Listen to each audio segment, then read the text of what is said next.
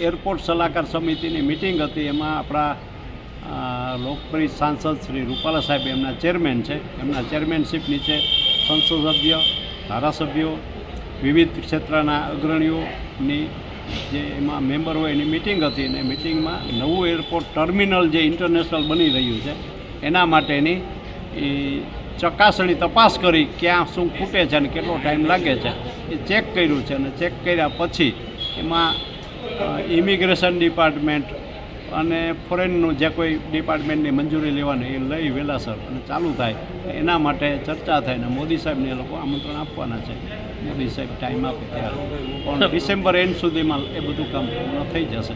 અને સુખ સુવિધા અને પ્રાથમિક સુવિધા જેવો એ અને ટ્રાફિકના ઇસ્યુ ત્યાં જે છે એ પણ ક્લિયર થાય. કેમ કે એમાં એવું થાય છે કે 10 કે 8 6 મિનિટ માટે કે ટેક્સીવાળાને અંદર જવાની છૂટ છે. 6 થી વધુ થાય તો એની ઉપર ટેક્સ લાગે છે 30 રૂપિયા જેવો.